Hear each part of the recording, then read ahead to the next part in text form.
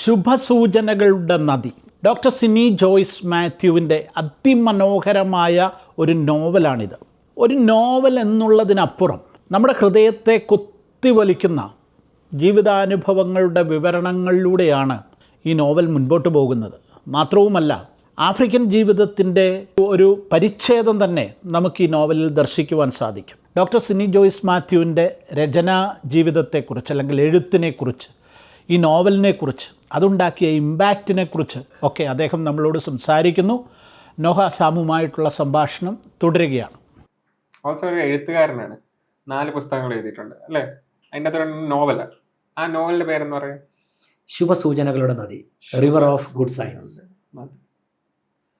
അതിൻ്റെ ഒരു ചെറിയൊരു ജിസ്റ്റ് എനിക്ക് തരാം. ഞാൻ വായിച്ചിട്ടില്ല.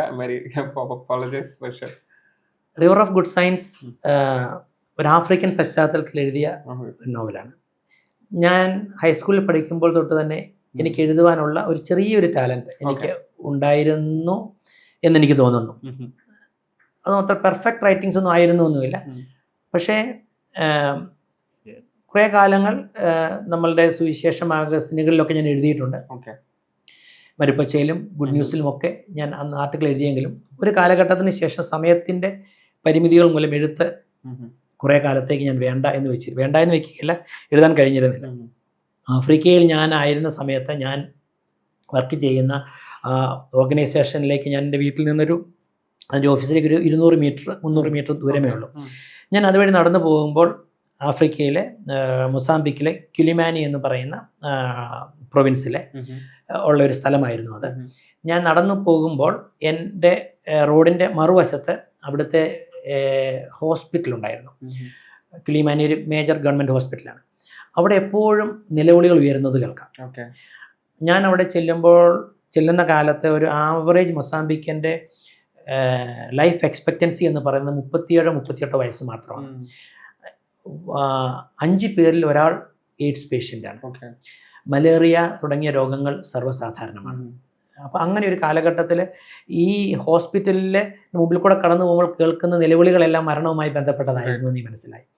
ഞാൻ ഒരു ദിവസം രാവിലെ കടന്നു പോകുമ്പോൾ എൻ്റെ മനസ്സിൻ്റെ തിരശീലികൾക്ക് പുറകിൽ നിന്ന് ആരോ എന്നോട് ശക്തമായി പറഞ്ഞു, ഈ ഹോസ്പിറ്റലിനെ പ്രമേയമാക്കി നീ ഒരു നോവൽ എഴുതണം.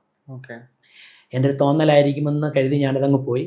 കാരണം നോവൽ എഴുതുവാനുള്ള യാതൊരു കപ്പാസിറ്റി എനിക്കില്ല. 1-2 ചെറുകഥകൾ എഴുതിയിട്ടുണ്ട്, കുറച്ച് കവിതകൾ എഴുതിയിട്ടുണ്ട്, കുറച്ച് ആർട്ടിക്കിൾസ് എഴുതിയിട്ടുണ്ടെന്നുള്ളതല്ലാതെ മറ്റ് എനിക്ക് ഒരു നോവൽ എഴുത്തിൻ്റെ അതിൻ്റെ കോംപ്ലക്സിറ്റീസ് ഒന്നുപോലും അറിയത്തുപോലുമില്ല. പക്ഷെ എൻ്റെ മനസ്സിലത് ഭയങ്കരമായ ഒരു ഒബ്സഷനായിട്ട് മാറി. അത് ചെയ്തേ മതിയാകൂ എന്നെനിക്ക് തോന്നി. അത് ചെയ്യുന്നില്ല എങ്കിൽ, എഴുതുന്നില്ല എങ്കിൽ എനിക്ക് മുൻപോട്ട് പോകാൻ പറ്റില്ല എന്നൊരു സിറ്റുവേഷൻ വന്നു. ഞാൻ തീരുമാനിച്ചു, ഞാൻ 2-3 ദിവസം ഭക്ഷണം ഉപേക്ഷിച്ച് ദൈവസന്നിധിയിൽ ഉപവാസത്തോടെ ഇരുന്നു. എന്നിട്ട് പ്രമേയം എന്തെന്ന് എനിക്കറിയില്ല.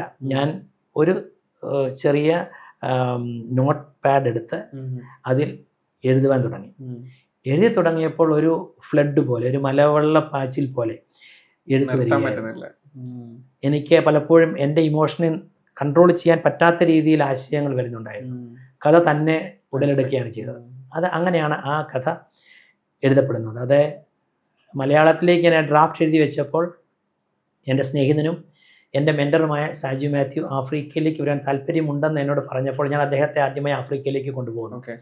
എൻ്റെ കൂടെ വന്ന് അങ്ങനെയാണ് ആഫ്രിക്കയിൽ സാജു മാത്യു മിഷൻ ആരംഭിക്കുന്നത്. അല്ല, ഇത് 1998-99 കാലഘട്ടങ്ങൾ, 2008-2009 കാലഘട്ടങ്ങളിലാണ്. അപ്പോൾ ആ സമയത്ത് ഞാൻ സജിച്ചാൻ എൻ്റെ കൂടെ വരുന്നു. ഞാൻ ഈ എഴുതിയതിൻ്റെ ഫസ്റ്റ് ഹാൻഡ് റിട്ടൺ ഡ്രാഫ്റ്റ് എടുത്ത് സജു മാത്യുവിൻ്റെ കൊടുത്തു. അദ്ദേഹം അത് വായിച്ച് നോക്കിയിട്ട് പറഞ്ഞു, ഇത് എത്രയും പെട്ടെന്ന് പബ്ലിഷ് ചെയ്യണം.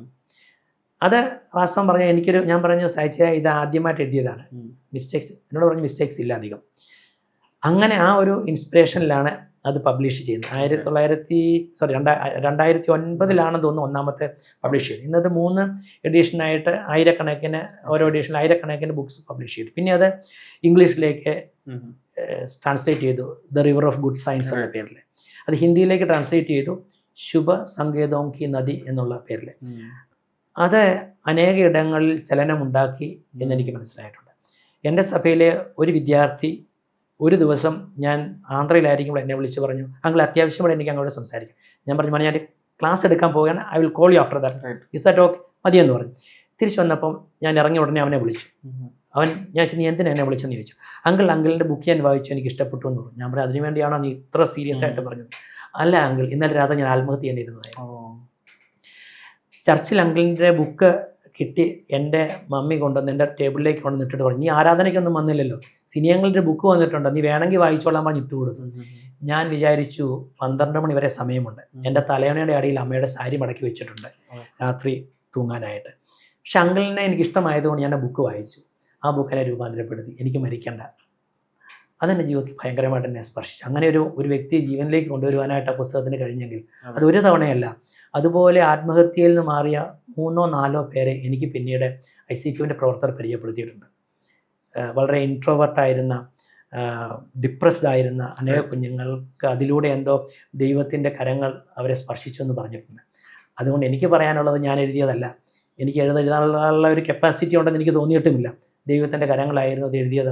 അതുകൊണ്ട് അതിൽ പുകഴ്ചയോ അതിലൊരു പ്രൈഡോ എനിക്കൊട്ടും തോന്നിയിട്ടില്ല, ഇനി തോന്നുകയുമില്ല. ഓക്കെ, നീ ആഫ്രിക്കയെ പറ്റി കുറച്ചുകൂടെ അറിയണമെന്നുണ്ട്. അതായത് അവിടെ പോയ ആ സമയത്ത് അവിടെ ജോലി ഇതായിട്ട് പോയതാണ്. പക്ഷെ ആ രാജ്യത്തിന്റെ അവസ്ഥ കംപ്ലീറ്റ്ലി വേറൊരു എൻവയൺമെന്റിലോട്ടാണ് കയറി ചെല്ലുന്നത്. അവിടുത്തെ ഒരു സിറ്റുവേഷൻ എന്ന് പറയാം. അവിടെ അന്ന് ചർച്ച ഉണ്ടായിരുന്നോ? അവിടുത്തെ ജീവിത രീതി എങ്ങനെയായിരുന്നു? അങ്ങനത്തെ കാര്യങ്ങളൊക്കെ പറയാം. മൊസാംബിക് ഞാൻ കണ്ടിടത്തോളം ആഫ്രിക്കയിലെ വൺ ഓഫ് ദ സേഫസ്റ്റ് കൺട്രീസാണ്. ഓക്കെ, അവിടെ അതിക്രമങ്ങളോ കൊലപാതകങ്ങളോ കൊള്ളയോ ഒന്നും കാര്യമായിട്ടില്ല. കാരണം അതൊരു കമ്മ്യൂണിസ്റ്റ് ഗവൺമെൻറ് ഭരിക്കുന്ന, ഒരു പക്ഷേ കമ്മ്യൂണിസമാണോ അവരുടെ ഫിലോസഫി എന്ന് അറിഞ്ഞുള്ളൂ, പക്ഷേ കമ്മ്യൂണിസ്റ്റ് ഗവൺമെൻറ് ആണ്. അതുകൊണ്ട് തന്നെ സ്ട്രിക്റ്റ് ആയിട്ടുള്ള റൂൾസ് അവിടെ ഉണ്ട്. അതുകൊണ്ട് അവിടെ സിവിൽ വാർ നടന്നതിന് ശേഷം രാജ്യം ആകപ്പാടെ തകർന്ന് തരിപ്പണമായിരുന്നു. പിന്നീട് അവിടെ മറ്റുള്ള ആഫ്രിക്കൻ രാജ്യങ്ങളിലെ പോലെ കൊള്ളയും ഒക്കെ ഉണ്ടായിരുന്നു. എങ്കിലും ആ ഗവൺമെൻറ് ഈ കാര്യത്തിൽ വളരെ സ്ട്രിക്റ്റ് ആയിട്ടുള്ള മെഷേഴ്സ് എടുക്കുകയും അതൊരു പീസ്ഫുൾ എന്ന് പറയാൻ പറ്റില്ലെങ്കിലും അക്രമങ്ങളില്ലാത്ത ഒരു രാജ്യമായി ഇരുന്നു ഞാൻ ചെല്ലുന്ന സമയത്ത്.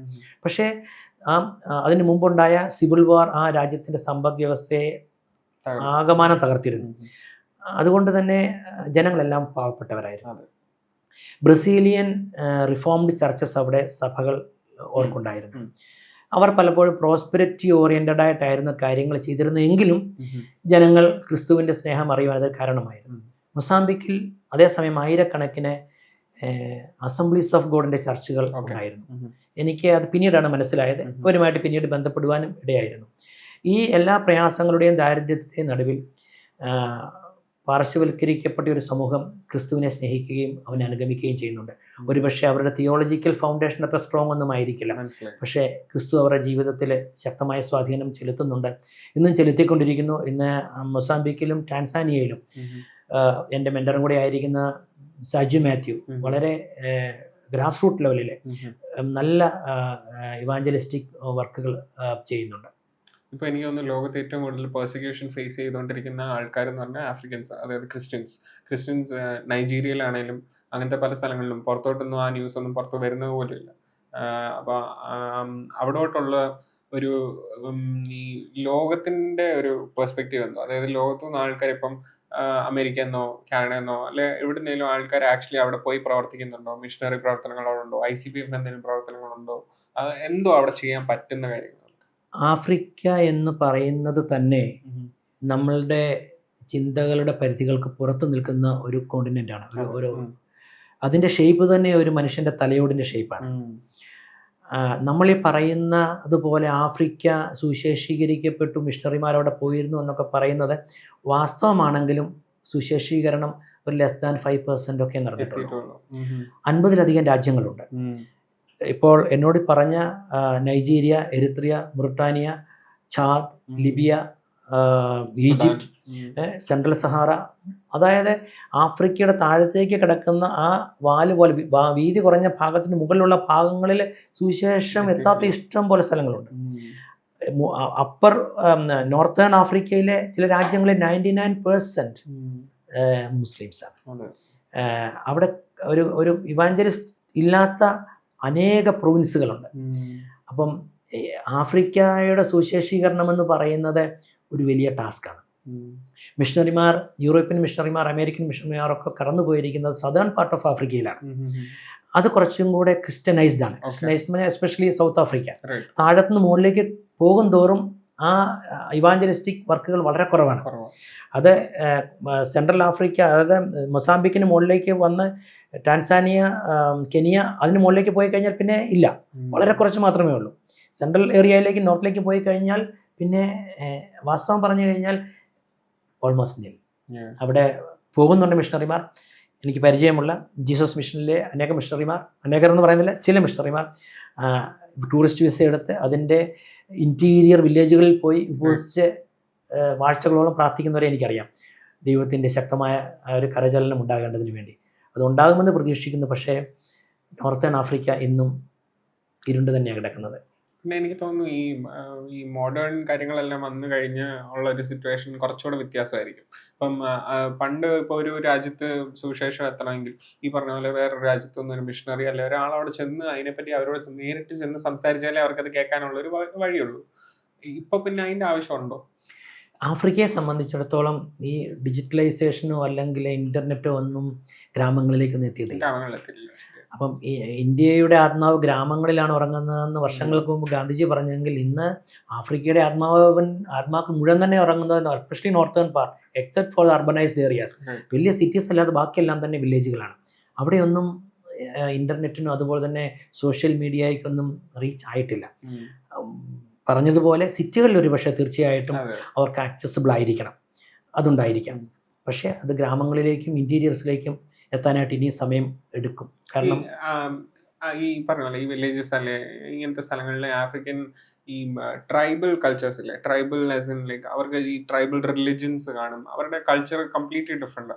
അപ്പോൾ അവരെയൊക്കെ എങ്ങനെ അപ്രോച്ച് ചെയ്യുന്നത്? അപ്പോൾ അവരുടെ ലാംഗ്വേജ് അറിയത്തില്ല, അവരുടെ ജീവിത സാഹചര്യങ്ങൾ അറിയത്തില്ല, അങ്ങനത്തെ നമുക്ക് ഒരു കോണ്ടെക്സ്റ്റ് ഇല്ല, നമ്മളെങ്ങനെ ഒരാളുടെ അടുത്ത് സുവിശേഷം അറിയിക്കും? അത് വലിയൊരു ബുദ്ധിമുട്ടുള്ള കാര്യമാണ്. ഞാൻ ആഫ്രിക്കയിൽ ഉണ്ടായിരുന്ന സമയത്ത് സാജു മാത്യുവും കൂടെ വന്ന സമയത്ത് വില്ലേജുകളിൽ ഞങ്ങൾ ഒരുമിച്ച് പോകുമായിരുന്നു. മൊസാംബിക്കിൻ്റെ ലാംഗ്വേജ് നാഷണൽ ലാംഗ്വേജ് എന്ന് പറയാവുന്നത് പോർച്ചുഗീസാണ്. പണ്ട് ഒരു പോർച്ചുഗീസ് കോളനി ആയിരുന്നു. പോർച്ചുഗീസ് ലാംഗ്വേജാണ് മെയിനായിട്ട് സംസാരിക്കുന്നത്. അപ്പോൾ ചില ഗ്രാമങ്ങളിൽ ഞങ്ങൾ പോകുമ്പോൾ 4 ട്രാൻസ്ലേഷനാണ്. ഞാൻ അല്ലെങ്കിൽ സാജു മാത്യു സംസാരിക്കുന്ന ഇംഗ്ലീഷിലായിരിക്കും.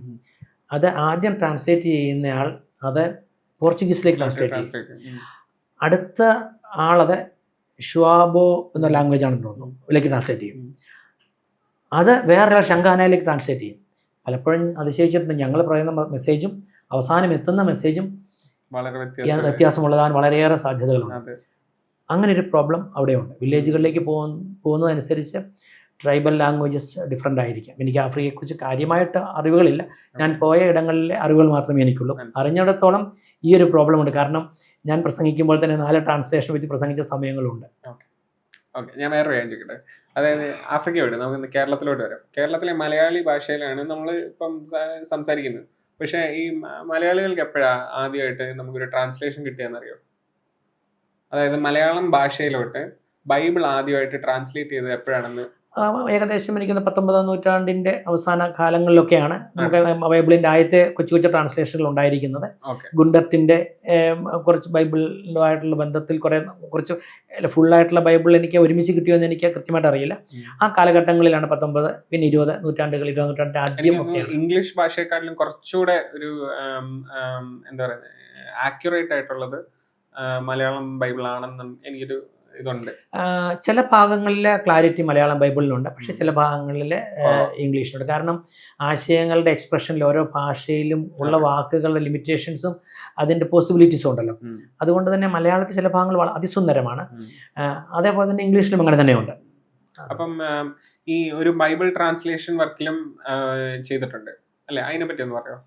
തിരുവചനം എന്നുള്ള ഒരു ബൈബിൾ ട്രാൻസ്ലേഷൻ്റെ ഒരു പുതിയ പ്രൊജക്റ്റ്, അതായത് കണ്ടംപററി ലാംഗ്വേജിലേക്ക് ആശയങ്ങൾ നഷ്ടമാകാത്ത രീതിയിൽ ട്രാൻസ്ലേറ്റ് ചെയ്യാൻ വേണ്ടി ഉള്ള ഒരു പദ്ധതിയായിരുന്നു അത്.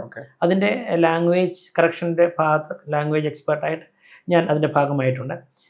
അതിൻ്റെ പുതിയ നിയമത്തിൽ ലൂക്കോസിൻ്റെ സുവിശേഷവും പഴയ നിയമത്തിലെ സദൃശ്യവാക്യങ്ങളും സങ്കീർത്തനങ്ങളുടെ ചില ഭാഗങ്ങൾ പോയറ്റിക് ആയിട്ടുള്ള എലമെൻറ്റ്സ് ഉള്ളതാണ് ഞാൻ കൂടുതൽ പ്രിഫർ ചെയ്തിരുന്നത്. അത് ഞാനാണ് ചെയ്തത്. അതിൻ്റെ അകത്ത് ഇന്നുള്ള ലാംഗ്വേജ്, ഇന്ന് സാമാന്യ ജനത്തിന് മനസ്സിലാകുന്ന ലാംഗ്വേജിലേക്ക് ആശയങ്ങളെ മൊഴിമാറ്റം ചെയ്യാൻ വേണ്ടിയാണ് ശ്രമിച്ചിരിക്കുന്നത്. പക്ഷേ ചില ബിബ്ലിക്കൽ ആസ്പെക്റ്റുകൾ നമുക്കൊരു പക്ഷേ കണ്ടംപററി ലാംഗ്വേജിലേക്ക് പരിഭാഷപ്പെടുത്തുവാൻ ആവശ്യമായ പദങ്ങളില്ല എന്നുള്ള ബുദ്ധിമുട്ടും അതിനകത്ത് ഫേസ് ചെയ്തിട്ടുണ്ട്. ഓക്കെ. ആൻഡ് കറൻ്റ്ലി ഇപ്പം ICPF-ൻ്റെ കൂടെ ക്ലോസ്ലി വർക്ക് ചെയ്യുന്നതാണ്. അപ്പം ഈ ICPF എന്നുള്ളതിനെക്കാട്ടിലും ഇപ്പോഴത്തെ ഒരു പുതിയൊരു ജനറേഷൻ ആൾക്കാരെ എങ്ങനെയാണ് കുറച്ചുകൂടെ ഒന്ന് ഇൻഫ്ലുവൻസ്, അല്ലെ അവരുടെ പ്രശ്നങ്ങളെ പറ്റി പഠിക്കുന്നുണ്ടോ, എന്താണെന്ന് അറിയാമോ, അല്ലെ അവരെ എങ്ങനെയാണ് കുറച്ചുകൂടെ എങ്ങനെയാണ് ആ കാര്യങ്ങൾ ഡീൽ ചെയ്യുന്നത്? യങ്സ്റ്റേഴ്സിനെ സംബന്ധിച്ചിടത്തോളം ഞാൻ നേരത്തെ പറഞ്ഞതുപോലെ അവർ നോക്കുന്നത് ജെനുവിൻ മെൻറ്ററെയാണ്, അഥവാ ഒരു ജെനുവിൻ പ്രീച്ചറെയാണ്. വാക്കുകളും ആശയങ്ങളും, ഞാൻ പ്രസംഗിക്കുന്ന എൻ്റെ പ്രസംഗങ്ങളും എൻ്റെ ജീവിതത്തിൽ ആക്ഷനും തമ്മിലുള്ള ഗ്യാപ്പാണ് കുഞ്ഞുങ്ങൾ നോക്കുന്നത്. അതിപ്പോൾ കാണാൻ കുറച്ച് എളുപ്പവും കൂടെ വളരെ എവിഡൻ്റ് ആണ്. അത് വളരെ എവിഡൻ്റ് ആണ്. ഇപ്പം ഒരു വീട്ടിൽ പോലും ഒരു സുവിശേഷകൻ അവൻ്റെ ജീവിതം എങ്ങനെയാണെന്ന് അവൻ്റെ മക്കൾ നന്നായിട്ട് നോക്കും. അവരുടെ ജീവിതത്തിൽ എല്ലാവരും കുറവുള്ള മനുഷ്യരാണ്, ആരും പെർഫെക്റ്റ് ഒന്നുമല്ല. പക്ഷേ കുറവുകൾ ഉണ്ടെങ്കിലും മാതാപിതാക്കളാണെങ്കിലും ദൈവദാസന്മാരാണെങ്കിലും തെറ്റ് തിരുത്തുവാൻ വേണ്ടി അവർക്കൊരു മനസ്സുണ്ടെങ്കിൽ യങ്സ്റ്റേഴ്സ് വിൽ അക്സെപ്റ്റ്. കുഞ്ഞുങ്ങൾക്കെല്ലാം അറിയാം ആരും പെർഫെക്റ്റ് അല്ല എന്നുള്ള കാര്യം. പക്ഷേ തെറ്റുകൾ തിരുത്താനുള്ള മനസ്സും സിൻസിയറായി ജെന്യുവൻ ആയിരിക്കാനുള്ളൊരു മനോഭാവം ഉണ്ടെങ്കിൽ തീർച്ചയായും നമ്മുടെ മക്കൾ അല്ലെങ്കിൽ നമ്മുടെ സമൂഹം ഈ ക്രിസ്തുവിനെ നാം, അതായത് പേരൻസ്, എൽഡർലി പീപ്പിൾ ഫോളോ ചെയ്യുന്ന ക്രൈസ്റ്റിനെ ഫോളോ ചെയ്യുന്ന യാതൊരു സംശയമില്ല. പാരൻസിന് ഒരു അഡ്വൈസ് കൊടുക്കാൻ ഉണ്ടെങ്കിൽ, അതായത് ഇപ്പം ഒരുപാട് പേര് പുതിയതായിട്ട് കല്യാണം കഴിച്ച് ഒരു ന്യൂ പാരൻസ് ആവുന്നുണ്ട്.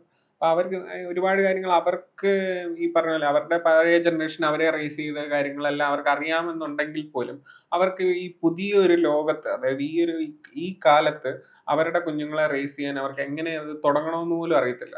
അതിനുള്ളൊരു ടൂൾസ് അവർക്ക് അതിനില്ല. അപ്പം ശരിയാണ്, നമുക്ക് ബൈബിളിലോട്ട് നമുക്ക് ഒരുപാട് കാര്യങ്ങൾ നമുക്ക് പോയി നോക്കാം. പക്ഷേ അത് പറയുമ്പോൾ തന്നെ നമുക്ക് ഒരുപാട് ഈ മോഡേൺ കോണ്ടെക്സ്റ്റിലോട്ട് വരുമ്പോൾ ഒരുപാട് കാര്യങ്ങൾ ട്രാൻസ്ലേഷനിൽ ലോസ്റ്റ് ആവും. അപ്പം ഈ പുതിയ പാരൻസിന് കൊടുക്കാൻ പറ്റുന്നൊരു അഡ്വൈസ് പറയാം. ജീവിതമാണ് സന്ദേശം. ഒറ്റ വാക്കിൽ പറഞ്ഞാൽ ജീവിതമാണ് സന്ദേശം.